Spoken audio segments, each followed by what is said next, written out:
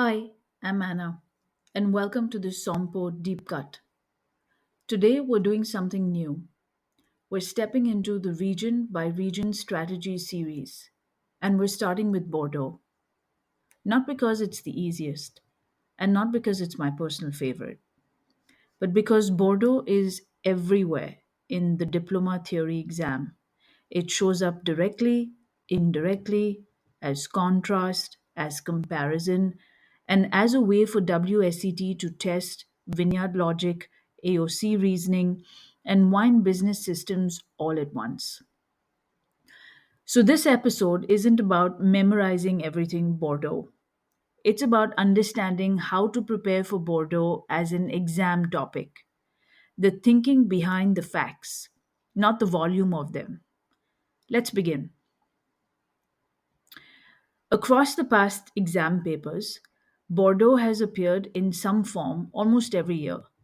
Sometimes it's Pauillac versus Coonawarra, sometimes Saint Emilion versus Hawke's Bay, sometimes a multi appellation question with Pissac Leonan, Persac, Entre-deux-Mers, and sometimes a pure business question on La Place.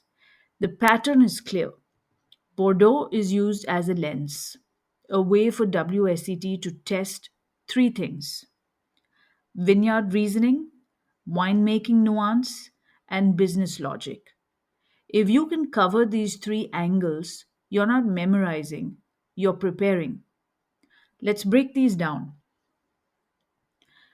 The vineyard logic WSET is really testing. Bordeaux isn't a know all the AOCs region in the exam. It's a show me you understand why these grapes grow where they do region.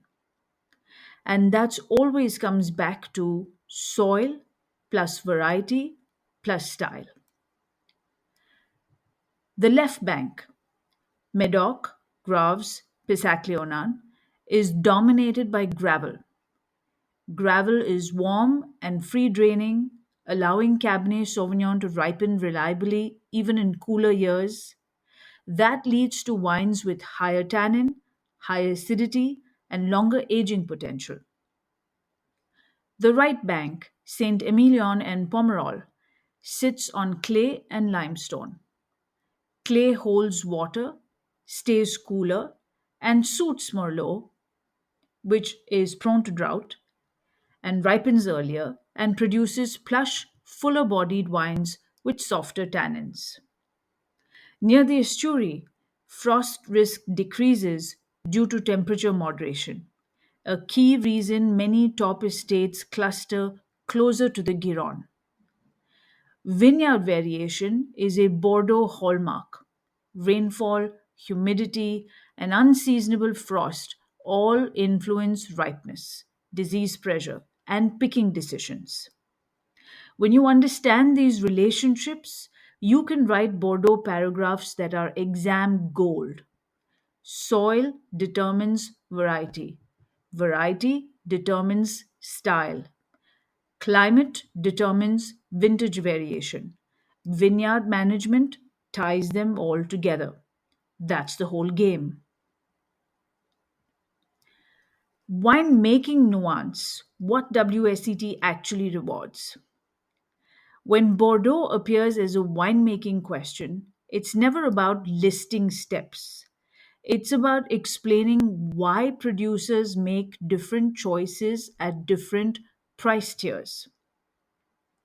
Here's what matters: plot by plot vinification allows separate parcels to be fermented individually before blending, common in Medoc and top right bank estates. Sorting from manual to optical is used to improve quality, especially in challenging vintages. Maceration time varies by style. Longer maceration equals more tannin for age worthy left bank reds, shorter for earlier drinking styles. Press wine is crucial. It's used to adjust tannin, structure, and mouthfeel in blends. Use of oak. Many classed growths are moving towards less new oak than before to reduce overt oak influence.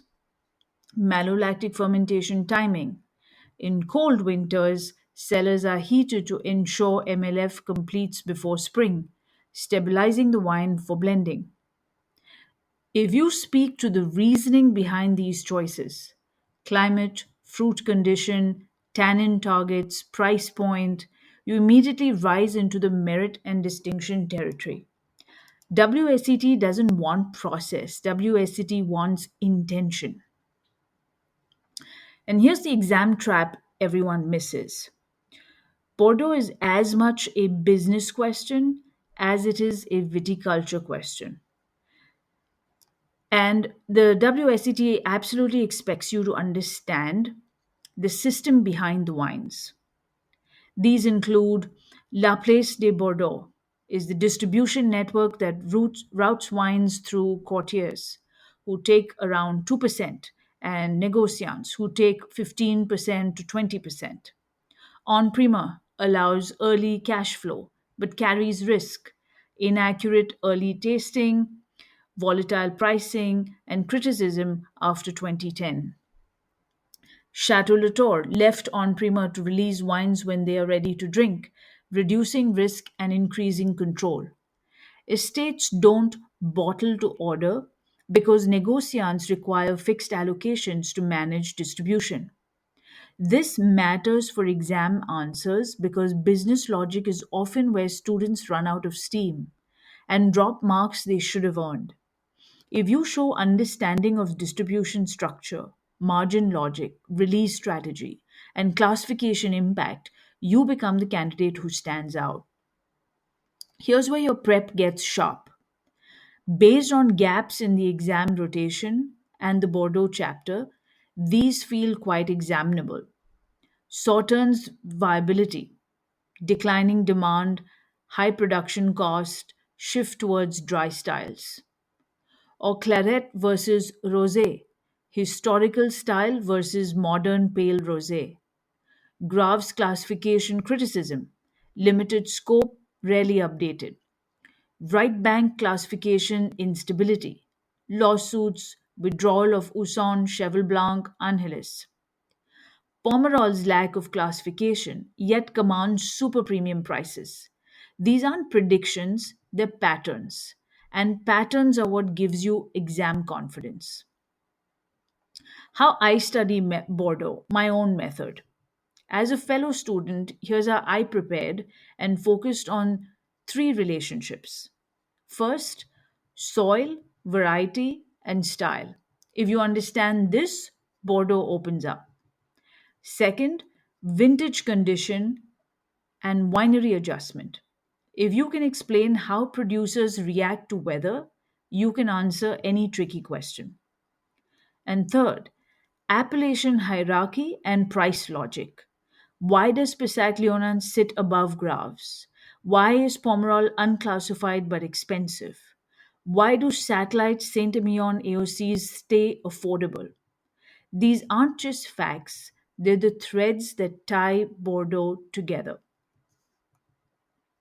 If you like the full written version of this strategy with past paper analysis, the vineyard winery business connections, and the full reasoning chains, I've linked my companion article directly under this episode on Substack. I hope this helps. Thank you for listening, and I'll see you in the next one.